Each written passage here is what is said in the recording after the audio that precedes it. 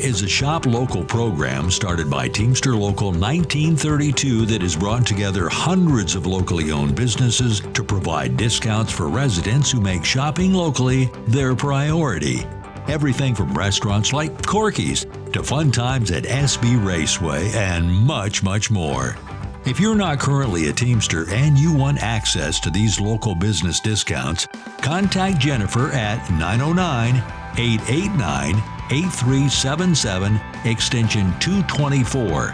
Give her a call. That number again is 909-889-8377, extension 224.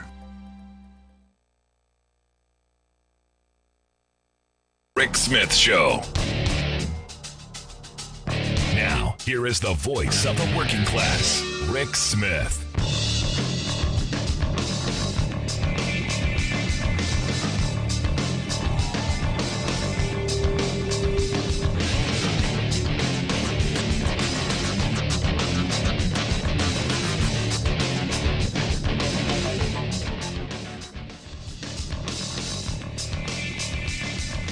And welcome, brothers, sisters, working class heroes. This is the Rick Smith Show. Thanks so much for being here. Today on the big program, lots to get to, lots to talk about. Oh, the fun, oh, the entertainment, oh, the enjoyment.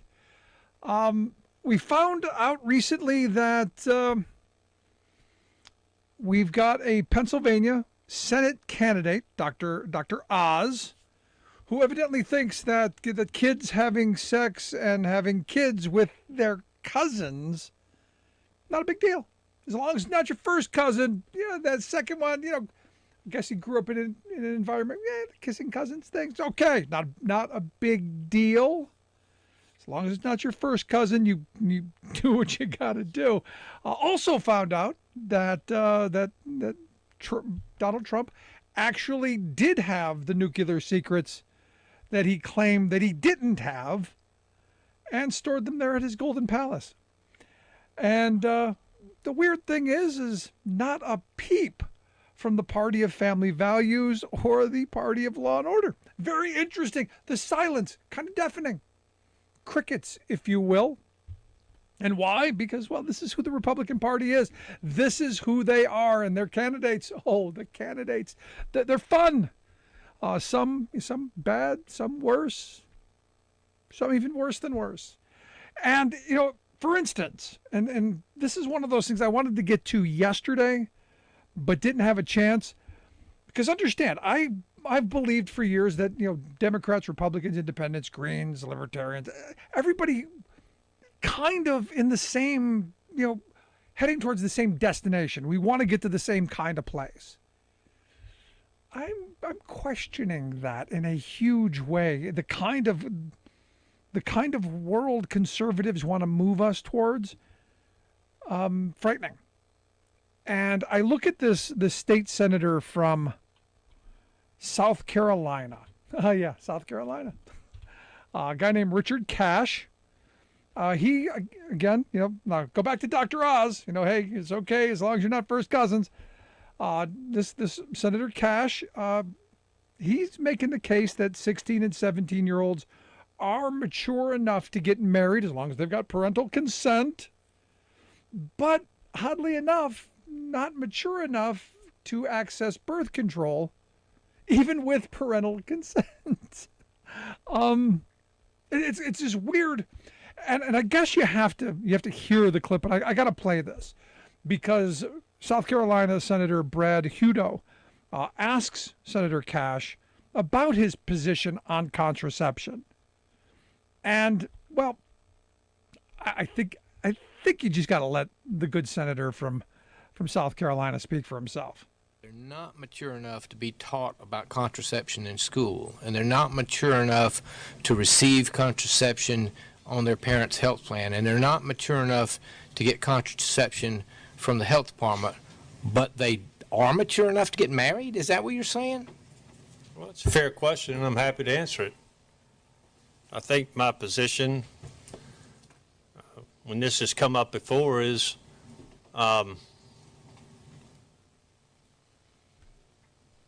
if a 16 or 17-year-old Certainly if they have their parental consent and they wish to get married and their parents approve it, then correct, I don't have a problem with that. But you just moved to table a bill that required parental consent to get birth control pills on the parent's health plan. Where's the logic? Well, the logic is I believe sex belongs within marriage because sex leads to children and children needs parents. And so I'm not in favor of the state paying for contraceptives for unmarried children. I don't think that's a good policy.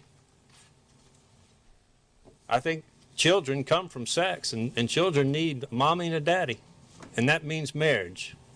So mom and dad can give consent to get you married at 16, but not to put you on birth control. Yeah. Thank you. Sure. That's it. Yeah. For a second, thought it was Herschel Walker's kind of, and this is kind of the Republican positions on things. Let them talk and let them tell you what they twistedly believe. Now again, South Carolina, another state. Remember, Republicans said, no, it's going to be a state's issue, and we're going to protect the rights of mothers and all this stuff. South Carolina is now a state that has removed exemptions for rape and incest from women's abortive care. I mean, this is again. Listen to who they say they are, and who they are is kind of frightening. Now, again, all white guys, all good, God-fearing Christian white guys, and the question becomes: is what kind of an America do we want? And like I said, I think this election is going to show us the direction that we're going. But I've said for a while that I used to believe that we all wanted the same destination. It was just different paths, different policies, different ideas. Not so much. So for me, where is this going to take us? Now, yesterday I got taken to task by a listener over my assertion that Reagan is responsible for the demise of this country, especially the demise of the working class.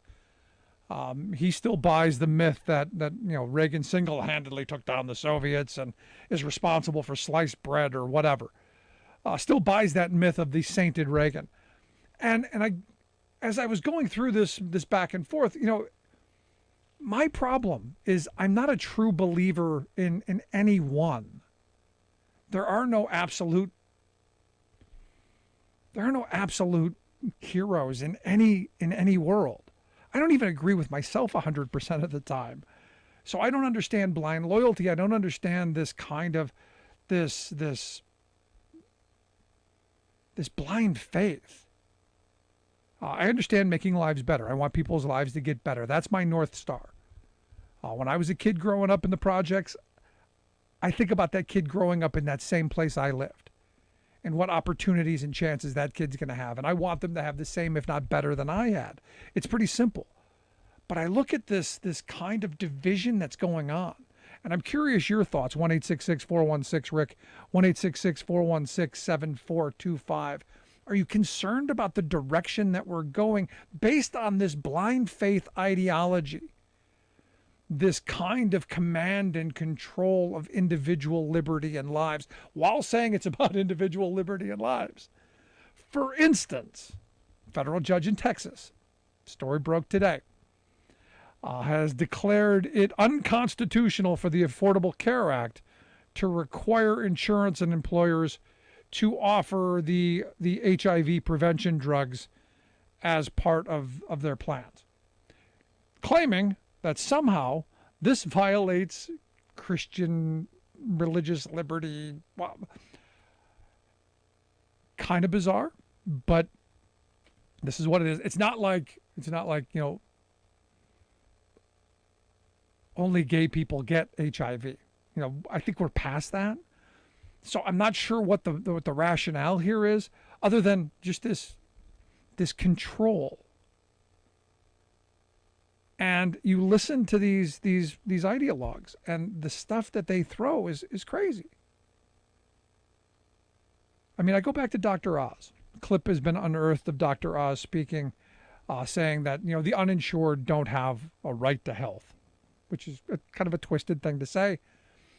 But people should be given the ability to crawl their way back out of the abyss of being uninsured. And I'm going, am I confusing something here? Now, his solution is we should have giant festivals for healthcare, and people can get 15-minute physicals. It's a TV guy. This is the grand healthcare plan. This is the plan of how we're going to help people get the care that they need. Big festivals. You can come into the big pop tent and, turn your head and cough and all that. And the weird thing, and I go back to this, I used to believe this, that we wanted the same things, good jobs, safe neighborhoods, quality schools, health care, education, life, liberty, pursuit of happiness, that stuff. But sadly, I come back to this. The more I talk to Trump supporters, the more I talk to Republicans and Republican candidates, the more I don't think we share a similar future. And this is where elections matter. This is where getting out and voting matters. For years, people were telling me, Rick, you're crazy. Roe is decided law. They're not going to overturn Roe. They just use it for fundraising and for riling people up and getting people all lathered up in the panties. I'm going, no, they get the chance. They're going to do it. And they're going to go even further. Contraception is coming. And yet here we are. Here we are in this moment where conservatives are going in that route. And I keep asking myself, what happened to get government out of my life? What happened to smaller, less intrusive government? Now, we both know that was all nonsense. But the reality is this election matters. And matters in huge ways on how it's going to affect not just us in this moment, but the future generations of this country. What kind of a place do we want to leave? Now, the right does a masterful job of scaring people into, Joe Biden and socialism. And you go, I'm not seeing that.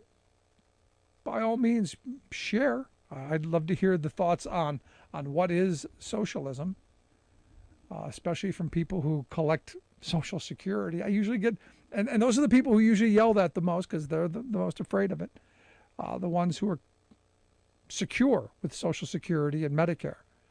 But, I'm not too far away from the place where the guy yelled at Arlen Specter, "Get your government hands off my Social Security." Quick note, Social Security is a government-run program, just for those who don't know. Just got to throw that out there. So I'd love to hear your thoughts. 1-866-416-RICK, 1-866-416-7425. What direction are we going? Are you concerned about the future? Quick break, right back with your thoughts after this. Stick around. You're listening to The Rick Smith Show. For working people, come the talk.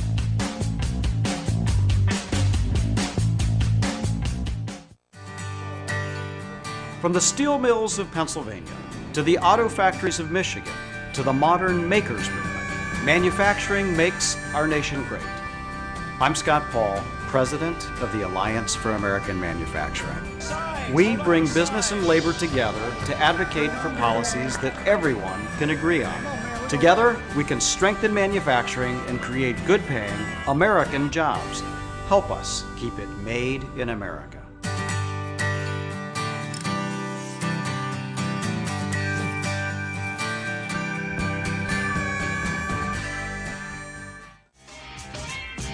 So today, President Obama and the First Lady were in D.C. for the official unfurling of the presidential portraits. Kind of took a while, don't you think? It's about 6 years since he's been out of office. And it then made the question, when Trump and Melania, when it's time for theirs, because look, whether you like it or not, going to have a portrait there. What should that look like? Now, interestingly, and not surprisingly, folks sent, images on Twitter of, him looking like a clown, and all of that. And I've had some racy comments about what Melania's picture should look like. But, ultimately, I want them to have their picture there. It should. Maybe with an asterisk somewhere near twice impeached and, some of the problems there. But this is one of those things where I think that it has to be done relatively soon, and I think it would be, incumbent on President Biden to move forward on that. Make sure that that happens. Should be who we are. That institutions move forward and maintain, even if we don't agree. And look, I don't agree with almost anything that Trump did. A couple of policies I've given him, the credit he's due on. The renegotiation of NAFTA I thought was not horrible.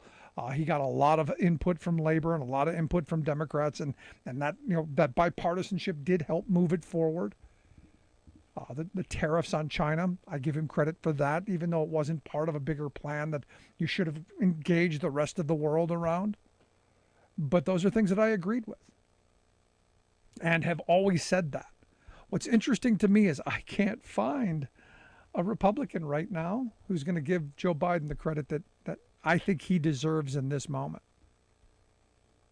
And I look at this op-ed, written by Paul Krugman, and I like Krugman. I think he's a bright guy. I think the stories are his articles are important, but interesting column on.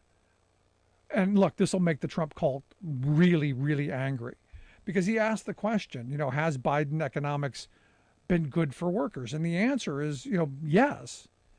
Jobs have been created. We've seen unemployment plummet. We've seen, people being able to change jobs. We've seen organizing happening. There's a lot of good stuff. And Krugman concludes that if you take food and energy out of the equation, since those are global commodities and things that no president really has absolute control over, when you take those out, that workers have done well under this president, and that inequality has begun to shrink. Now again, the alligator jaw is still wide open, but inequality is shrinking because a lot of the wage gains have been for the folks at the bottom, that we're buoying up the bottom, which for me, again, one of these moments where we should be raising the minimum wage so that that floor doesn't get to drop out at some point down the road, because we know how much, people love to give, like, hey, you're essential and you're a frontline hero and here's a bonus, and then claw it right back. Now, Krugman says that, Biden economics could lead to a revitalization of the labor movement in this country, because yes, there's a lot of organizing going on. There's a lot of energy around coming together. And for me, this is the exciting part of where we are, because this, I think, is the thing that we can agree on. While we may not ever agree on same-sex marriage or transgender issues, which are thrown out there specifically to divide and tear us apart, this should be one of those things that we do come together on, because as Krugman does say, unions do raise wages. That's their job, especially among, less skilled, low-wage workers. I point to this article over at the Washington Post, titled 4,000 Google cafeteria workers quietly unionized during the pandemic. And they pointed out that, and as I've said all along, union job, better life, that these workers at these Google offices, these cafeteria workers, their wages have gone up sufficiently. And as is pointed out in the piece, that the average unionized cafeteria worker at Google makes $24 an hour, pays virtually nothing for their health care, and has access to a retirement plan. Whereas the non-union folks like Sodexo, who I guess is just being organized down in Atlanta at the Google facility there, they make $15 an hour and pay through the nose for health care and have no pension whatsoever. Again, back to this, this union job, better life frame. This is what organizing does. And they finished up the article talking about this guy, Richard Ramirez, who, a 33-year-old guy who works at this, works in the the food chain there, the cafeteria chain, in, I believe it's in Seattle, where he now makes, $27 an hour, has free health care, and doesn't think about, can I take my kids to the doctor? Doesn't think about, are they going to be okay? And he said in the article, he said, he thought he had it good. He was making $20 an hour at Google, and that was $11 more than he made at a job previously. But he didn't have any money for rent. He didn't have money for anything. And he was commuting, 3 hours back and forth to work, all this stuff. And because of the union, he got a livable wage. And, he said, since we unionized, I bought a home, and that was basically only possible because we unionized. And for me, that's the message. I've been asked, why are you such a strong supporter? I go, because, when I was a kid, I watched lives get better. People got union jobs, food at the end of the month. Immediately better. Kids got, bikes, better clothing, better opportunities, bought a secondhand car, eventually moved up and out of that environment entirely. Lives got better. This is the message that needs to be repeatedly put out there. Out of the entire article, which was, a lot of the facts and figures and statistics and all this stuff, the part that grabbed me, this guy's story. The fact that through his work, he has health security, doesn't worry about his kids getting sick, doesn't worry about if the kids fall and broken arm, playing on the monkey bars, because it has health security, has some retirement security. He's not worried about down the road, but also makes enough money that can buy a house, can build for the future. I mean, is that not the American dream? Is that not what we were told? Again, that work hard, play by the rules, get ahead frame. And is that not the common direction I think the vast majority of us want to go? Now, I go back to the stuff I talked about earlier. The fact that they divide us on all of these issues that aren't germane to our everyday lives. Same-sex marriage, I don't care about. And this is the weird part. I spend a lot of my day in the I don't care department. I don't care if two people get married. Wish them the best. Good for you. Doesn't matter to me at all. Why we have an entire political movement in this country are fixated on what other people are doing is beyond me. The transgender issue, I don't care. I want people to lead the best life that they can, pursue their happiness. God bless them. But does it matter to me what they do? No. And it shouldn't matter to anybody else because no one's making you do it either. But when did we become fixated on this stuff? As I said, in my workplace 30 years ago, we dealt with the transgender issue. Guy went away. He'd worked there for years. We knew him, he came back. He was a she. Nobody cared. Person came, did their job. They went home at the end of the day. It wasn't a big deal. Why now are these the things that we focus on? Well, because the powers to be know that this rips us apart. It divides us. It keeps us pitted against each other and not walking where we can together on issues where we should, like making lives better. The wealth class understands this. And while they may not be able to pay half the working class to murder the other half as easily as they've done in the past, they can pit us against each other. And this is the battleground of where they do it. I wish we would go back to the time where, as my grandfather said, don't worry about me, worry about yourself. This is one of those issues. Love to hear your thoughts. Email me, rick@thericksmithshow.com. Quick break. Right back. We've been farming the same farm for 3 generations, and it's just always been where I've wanted to be. Any farmer you talk to in Montana will tell you that the climate is definitely changing. The weather is way more extreme. We went from the wettest year we've ever had to this year with the worst drought we've had since the 80s. We have done everything we can to keep water going, but it got close to running out. Farmers can't afford the cost of climate change. Congress has to get this done. So, AP story caught my attention today. Headline, Michael Flynn, from government insider to holy warrior. And then I think they left out a whole lot in between there. But it's interesting, he's now unabashedly claiming that this should be a Christian nationalist country, that, it's all about, everything should be about Christianity and, that kind of holy war thinking, and cashing in. I mean, look, religion's where the money's at, man. Become a religious charlatan and spew the nonsense and the cash will flow. To me, part of that, but also I think the guy's flipping off his rocker. But here to share some thoughts on the holy warrior aspect, I've asked our good friend Rich Ojeda to come talk with us. Rich is the national spokesperson for No Dem Left Behind. Rich, thanks for taking time for us.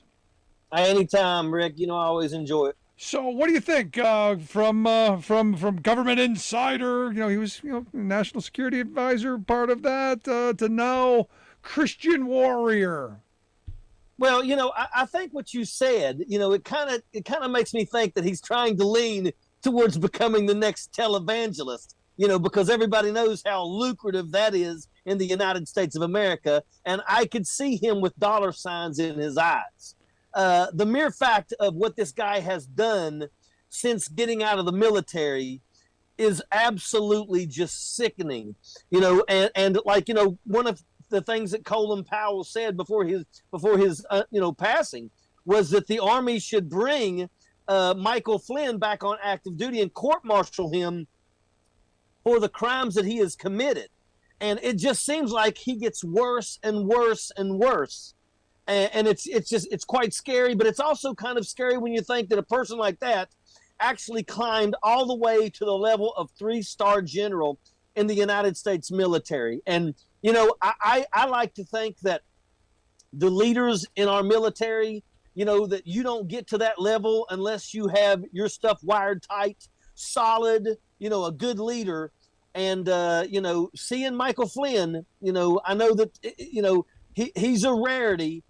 But it just amazes me that he was able to climb as high as he did in the military. What do you say to the people, though, Rich, who go, look, we now see this leaked email of the Oath Keepers, membership list. A lot of them are military. A lot of them are law enforcement. That, the military and law enforcement now, maybe more than at any point in our history, infiltrated by these kind of groups and this kind of thinking.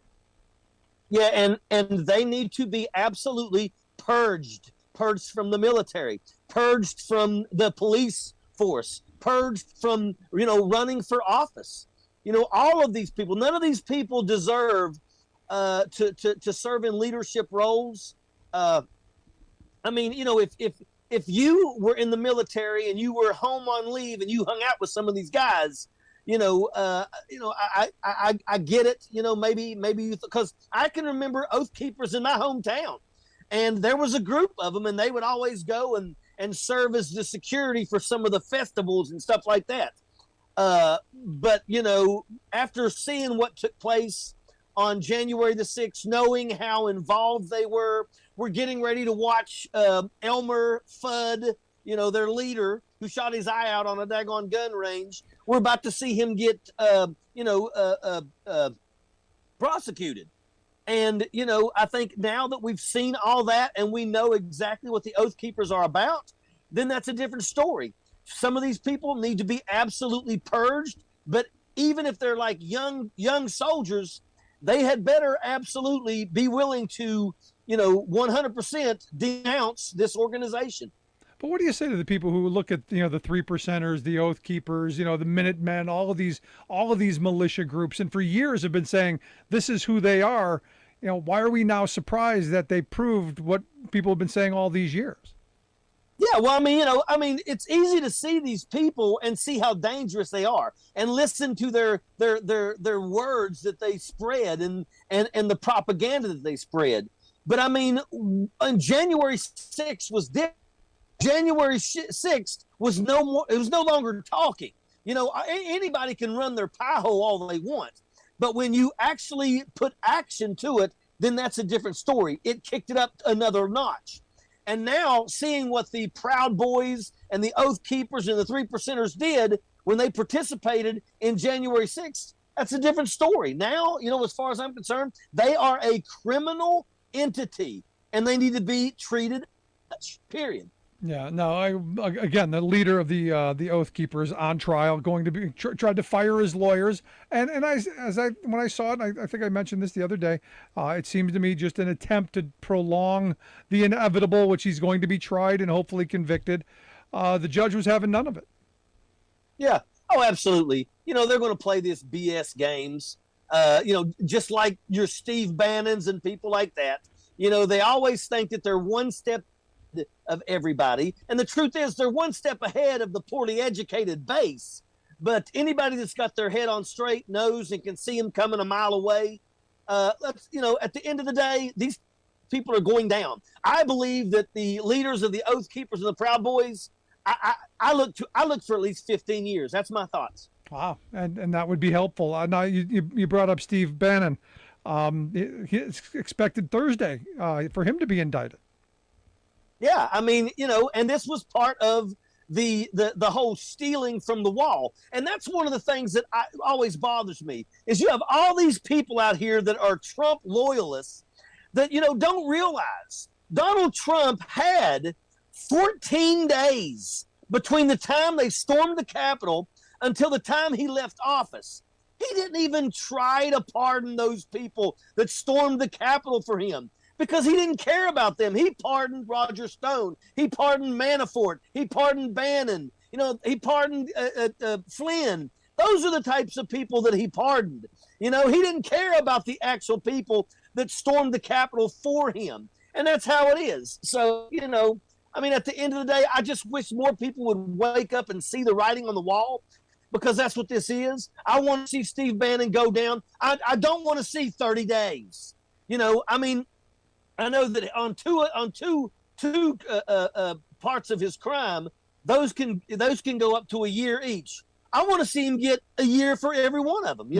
I'm sick and tired of watching people like that get a slap on the wrist, and average everyday people, other people, absolutely go down.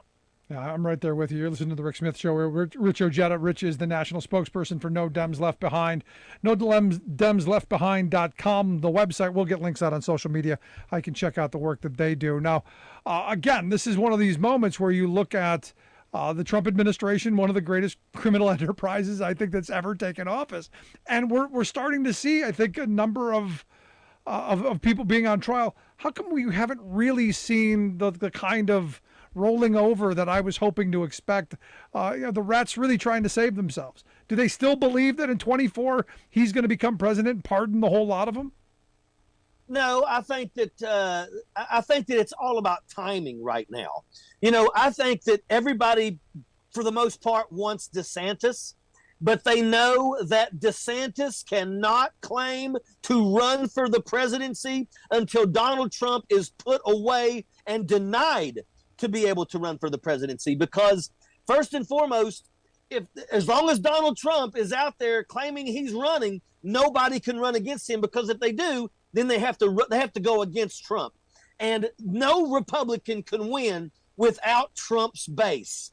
So what they're hoping is they're hoping that Donald Trump is going to be disqualified here soon, which he should be. And then somebody like DeSantis is going to say, hey, don't worry about it. If I win in 2024, I'll take care of you, Donald Trump. And then Donald Trump will then tell his base, support Ron DeSantis. And that's the only perfect scenario for them. Anything other than that is a no-go. If they don't arrest Donald Trump and he's a 2024 candidate, Donald Trump will never be able to win. He couldn't win the popular vote in this last race. And make no mistake about it, there's a lot of Republicans that are not voting for Donald Trump anymore, to include many that died during COVID. Yeah. Now, look, you just had the FBI find, documents that, according to the Washington Post and other reports, describing foreign militaries, their military defenses, nuclear capabilities. Found this at the Golden Palace there at Mar-a-Lago, among a whole bunch of other really closely held secrets. And I don't know the justification of why you think you could take it. I don't know how he got all this stuff, and I don't know how you justify this president having them at a freaking country club. There's in no world is this sane. No, there is no justification for that. It doesn't work like that. And, I held a top secret security clearance, and if I fraction of that, I would have lost my military career and my freedom. And understand that, okay, why are the Republicans, why are Fox News, OAN, and Newsmax not answering the question as to why did he have those documents? First and foremost, anybody who's held a top secret security clearance knows none of that stuff was declassified, because it has to be declassified and then it has to have declassified stamped across it, which it did not have. It was not declassified. That's just how it is. And you got to think, why would Donald Trump have in his possession the nuclear capabilities of another country unless he was going to try and make them have to pay, for him to not give it to somebody, or he was going to sell it to their enemies? I tell people all the time, it was to sell or to trade. Those were the only two reasons why he had all those documents down there in Mar-a-Lago. And we now don't even know what has been seen, what has been photographed, what has been sent to other countries out there. We have no clue. And the truth is you can't put it past Donald Trump. He's a selfish, egotistical, narcissist, absolute sack is what he is. And I hope and pray that this man goes down. And we need to deal with him. Don't worry about the repercussions. Let these poorly educated knuckleheads rise up if they want to. They'll get put down too, but we got to squash this quick. Yeah, no, it does bring up the question. Jared Kushner got $2 billion from the Saudis. Maybe? Yeah, exactly. And you also have to wonder, did Jared Kushner give them the information where Khashoggi was going to be before they snatched him up and murdered him? I mean, we have no clue. And you can't put it past none of these people. These people don't care about our country. They only care about one thing, and that's themselves, period. Now, you said you had national security clearance. How hard is it to get a hold of these documents and the process? Because I'm still trying to figure out how he gathered all of this stuff. I mean, this is a lot of stuff, Rich. All of that is a major investigation. First and foremost, those documents dealing with another nation's nuclear capabilities, it is illegal for them to even be out of a skiff, period.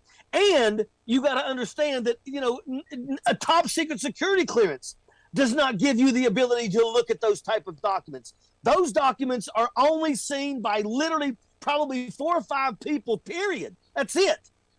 Just because you have a top secret security clearance doesn't mean that you get to look at certain things that are not, part of what you do.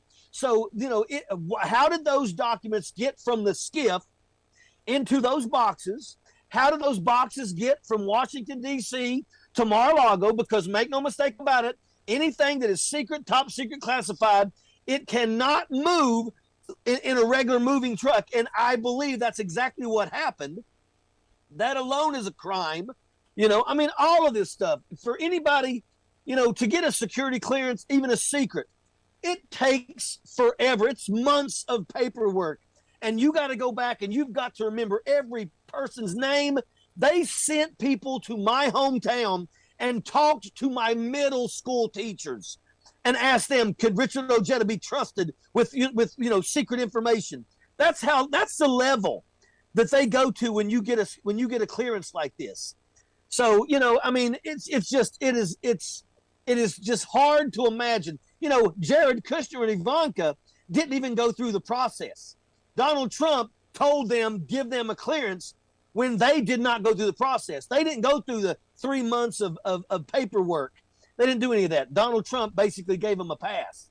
Now, but let's finish up on this, because the argument that I'm getting from my friends on the right is none of this stuff applies because he was president. He could wave the magic wand, Rich. It all goes away because he waved the magic wand. No, that's not true. That is not true. You don't wave a magic wand over documents. You have to get the documents declassified. And let me tell you something. There are documents that Donald Trump cannot declassify.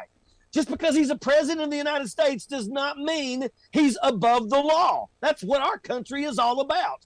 And you don't get to just say, I'm declassifying this information. You cannot declassify nuclear capabilities. You can't do it. And Donald Trump is now saying that. And of course, his base is going to do everything in their power. But imagine this. Could you imagine what would happen if Hillary Clinton would have been found in possession of a top secret document?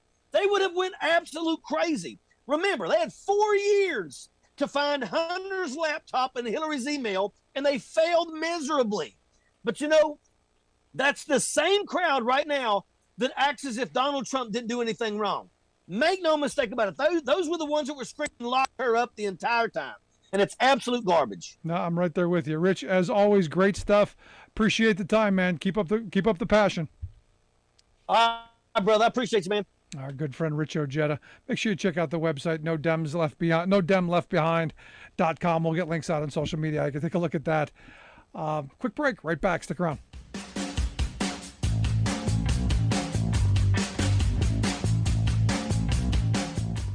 It doesn't happen like we think it does. No one rolls the tanks. No armies meet in pitched battle. It happens quietly, little by little. And because so many think it can't happen, it does happen. Little by little, the rules change. It doesn't seem shocking or sudden. And that's the point. Fewer places to vote, longer lines. Don't worry, they say. We're just improving the system. They hope we won't notice the rules are changing because they lost the last election. They hope we just won't care enough to stop them. They believe they can take America away from us, and we won't even notice. We know who they are. We know what they want. The question is, who are we? Do we let them get away with it, or do we fight? Democracy is on the ballot. Vote while your vote still counts. The Lincoln Project is responsible for the content of this advertising. So Rita sent me an email during the break. She writes, Rick, in response to all these draconian laws being passed in red states to ban abortion and control women's bodies, if women decided to refuse to have sex as a way to protest and prevent forced pregnancy, I bet right-wing Republicans would then pass laws to decriminalize rape. I don't disagree, but you look at a state like Ohio, where if you're married, there's no such thing as rape. I'm not. You can look this up. They've already done that, so to speak. So there's no withholding. Sorry, but I get the point. You know, it is about the power and the control, and this is where I keep saying, you know, listen, pay attention. If you've got daughters, listen, pay attention. You know, I've said this in the past. You know, I could live in conservative world as a white guy, simply. But you know, I do have daughters, and they would have to live under the kind of draconian laws that keep getting passed in these places. It's kind of frightening, and I worry about the future of this country for my daughters. I worry about what they're going to have to encounter from these people. It's frightening. Very, very frightening stuff. Let's quick go to the phones. We've got Christopher from Chicago on line one. Christopher, how are you today? Hi, Rick. How are you today? I'm good. What's on your mind? Hey, your friend Rich was just on, and he said if they found classified documents on Hillary's server, James Comey's on TV saying they did. So they did find them. Now, if you remember and you go back, those were classified after the fact, after they were sent. Top secret classified. Those were. I mean, you can watch the video of James Comey. Yeah, no, I've seen it, and I've also found I've also seen the report that they came out with. If she did this, why is she not? Hold on, stop. If she did this, why is she not in jail? Because why during the 4 years that Trump was president and had the DOJ, had Billy Barr there for him, had the FBI, Christopher Wray, his guy, why did they during those 4 years not indict, try, and convict her? Because in my opinion, it's a big cabal, and they all watch out for each other. They're never going to put any of them in jail. None of them. This is where you and I probably would agree normally. About you. This is where we probably would normally agree, but I think what Trump has done, has gotten so many people outraged that something has to be done. What did he do that got so many people outraged exactly? He's got nuclear secrets in. Chris, come on. Okay, an anonymous source, once again, an anonymous source is saying this. When you can prove to me that that's what they have, then I might get on board with you. Would you believe that? Right now, hold on. Okay, so you're going to say that if that's the case, you're on that, and you would agree with that Trump should be tried and convicted. Is that what you're saying? I want to get you on the record, Chris. I want to get you on the record, Chris, of saying that if that is true, and it looks like the DOJ is moving that direction, you're going to go along. Just yes or no answer. There's no verbiage. There's no back and forth. Yes or no. Wait, there's no. I mean, the FBI has proof to lie. No, you see, you keep filibustering. You're not answering the question. The question is very simple. Why would I say yes very to that simple. when they're untrustworthy? They're untrustworthy. Right. Why would I believe them? There you go. Okay, that's so the truth. So you're going to believe the nothing. They lied to there's no point in going any further with it. Then, no matter what comes out, no matter what is presented, no matter what you're saying is, no matter what is presented, you're not going to believe it, and you're immovable. And I get that, Chris. Okay. No, that's what you just said. You said you don't believe them, and I get it, and I appreciate it. Thank you. I mean, why would I trust the FBI? Why? I trust our judicial system because if we don't, we don't have. You do. The same people that put black people in jail for all those years. That system you trust. You can't have it both ways. You can't say that they put innocent black people in jail for years and then say you trust us. Stand that. I mean, how could you have it both ways? What do we have if we don't have a judicial system that we can trust? We have nothing. This is just my opinion, Rick. Okay. We need to get rid of all of them. Vote for a new person, whoever your representative. Put a new Democrat in, put a new Republican in. They're all corrupt. They don't care about us, the people, anymore. None of them. That's what I keep trying to tell everybody. They don't care about you and I. They don't. You think Democrats care about the working man? John Kerry, Nancy Pelosi cares about the working man more than Mitch McConnell? None of them do. They don't care about you and I. They care their pockets. That's it. No, my opinion. No, this is why I hope people will get out in November and vote. I appreciate the call, man. Thanks. I come back to this point, and this is where I got to wrap this up. Without a judicial system that we can have some faith in, and look, it's got problems. Whenever you got people involved in anything, you got problems. But if we're in a position where we don't believe anything that comes out of our judicial system, we've got bigger problems than just one orange guy. Just my thoughts. I'd love to hear yours. You can email me, rick@thericksmithshow.com. If you miss any portion of the program, make sure you grab the podcast. Always there, always available, just there for you. Gonna take a quick break. Right back. Stick around.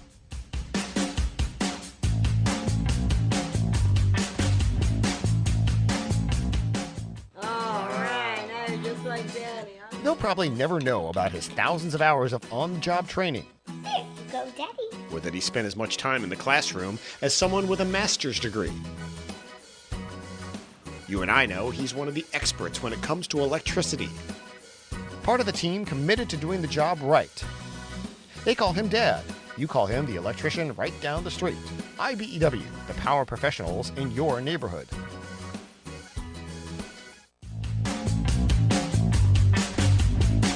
Welcome back to the Rick Smith Show. Check out our website, ricksmithshow.com. Questions, comments, something on your mind, you can email me, rick@thericksmithshow.com. I got a couple of emails I wanted to jump into.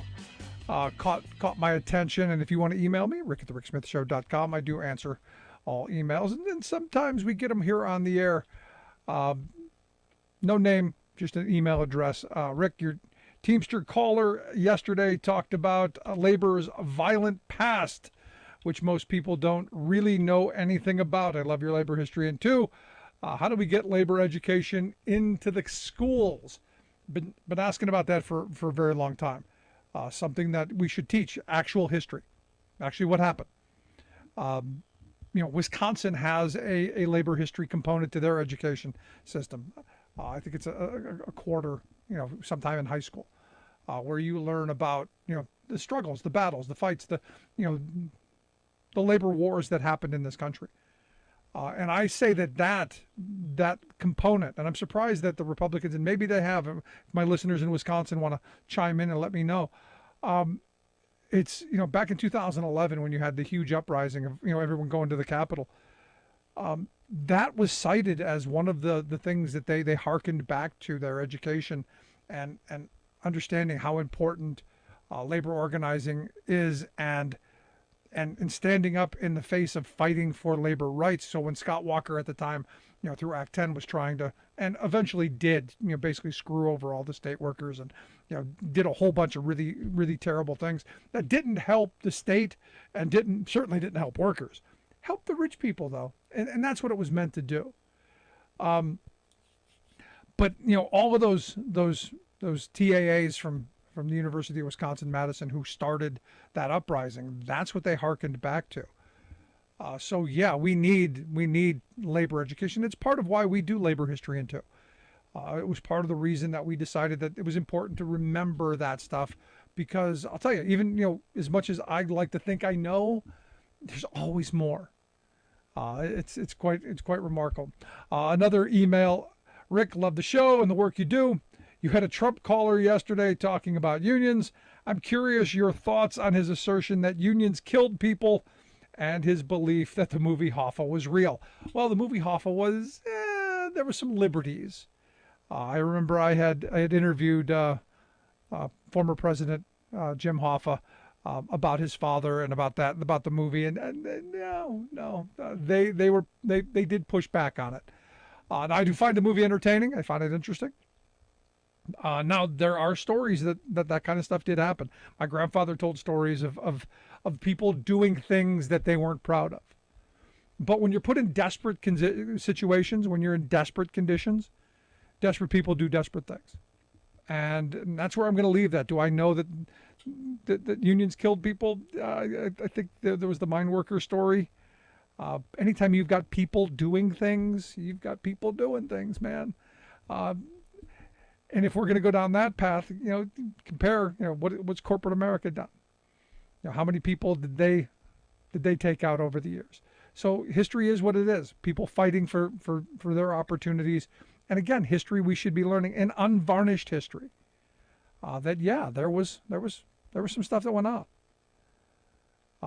That simple. Now, question becomes,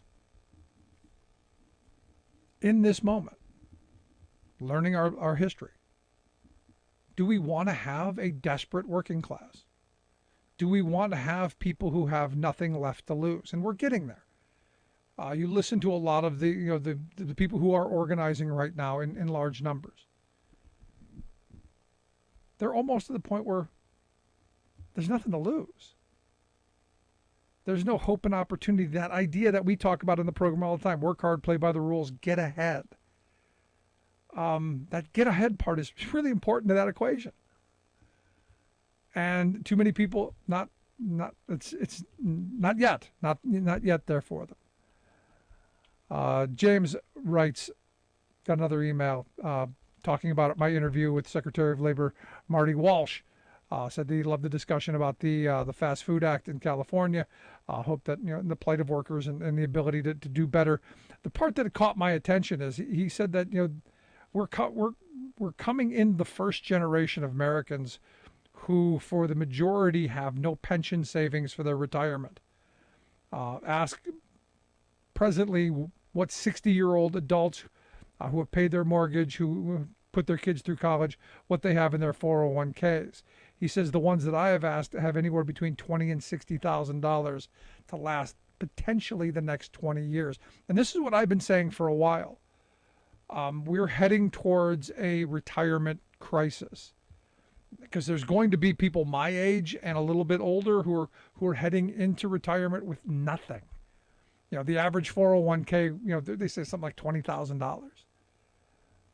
Because, well, we changed that defined benefit union pension because we allowed unions to get busted up. And they sold us on this idea that, hey, we can all be millionaires. We can all have $1 million 401ks. And I remember the first time An employer told me that. And years ago, I started a place. They go, you're going to have the option of a defined benefit or the defined contribution. You can choose at the end. And if you work here 30 years, you're going to have $1 million. You're going to be a millionaire. And I'm going, the only way they're going to let a dump truck driver have $1 million if a loaf of bread you need a wheelbarrow to pay for. You need a wheelbarrow full of cash to pay for. Because the powers to be just aren't going to allow someone to have that. And you look at the number of crashes on Wall Street and the amount of resources they've screwed working people out of. Now, am I against savings? No, I save myself. I put money into retirement accounts and things as everyone should. You're on board KCAA's Inland Talk